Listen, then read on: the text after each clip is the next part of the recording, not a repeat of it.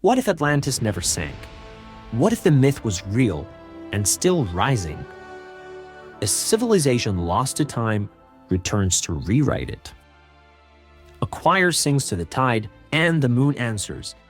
The coastlines form a union and exile the landlocked. A grandmother dreams in a dead language and wakes up fluent.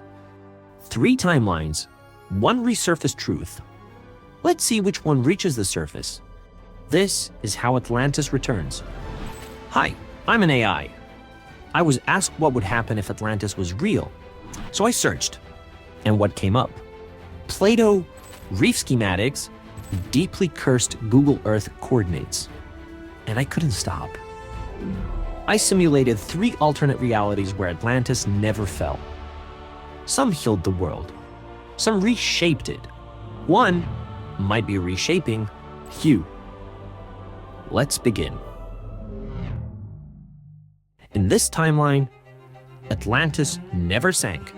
It simply went silent. It became a vault, a living archive, a reef of memories and myth, absorbing every forgotten name, every culture lost to conquest. Every story is erased by time, every language that died before being written down. Atlantis keeps it all. For centuries, it slumbers beneath the sea, not hidden, but humming. Then, quietly, it begins to share. In this timeline, Atlantis never industrializes. It harmonizes. Its technology grows like coral reef, slow, adaptive, alive. Bioluminescent kelp heals broken bones. Temple choirs tune ocean currents with vibrational chants. They don't build machines, they sing ecosystems into balance. By 3000 BC, Atlantean pilgrims move quietly across the globe, not to conquer, but to guide. They teach tide mapping as spiritual practice. They worship the moon as code and compass. In the modern era, faith remains. You can see it.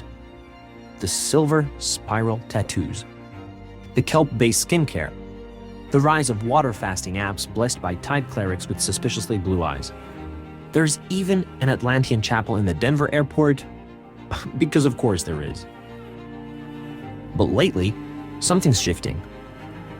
Not breaking, not crashing, just rising. More people fast with the tide. They tune their instruments to whale song and sing blessings into their shower drains. Kelp becomes currency. Choirs replace code. Cities dim their lights for the full moon, not by law, but by longing. They call it a wellness trend, a climate movement, a vibe shift. But it's not new, it's not invented, it's a memory. The renaissance of salt and song has begun. And this time, no one's building empires, just listening. In this version, Atlantis survives by uniting the coastlines. It becomes the beating heart of an ancient global alliance, the first and only oceanic Commonwealth.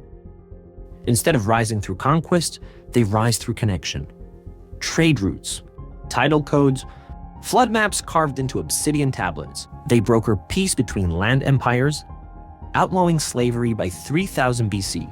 They hold the first global climate assembly before the invention of bronze. Today's world reflects their shape. The UN headquarters? It's not in New York, but on a floating platform in the mid-Atlantic. Nations like Ghana, Sri Lanka, and Cuba are global superpowers. Maps are drawn from the sea inward. Landlocked countries are considered developing. America still exists as a loose federation of inland ranchers with a podcast empire. Britain, it's mostly seagulls and regret. Elon Musk tries to build a rocket, shocker, and Atlantis redirects it into the Mariana Trench. But even paradise needs boundaries, and now the Commonwealth is fracturing. The polar nations demand more influence. The coastlines are rising too fast. And deep beneath the common hull, the ocean begins voting without them.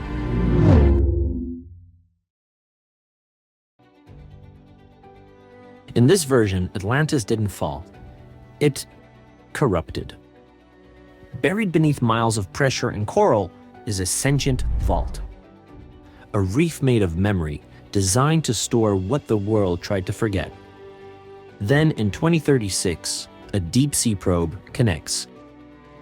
Not by intention, but by mistake.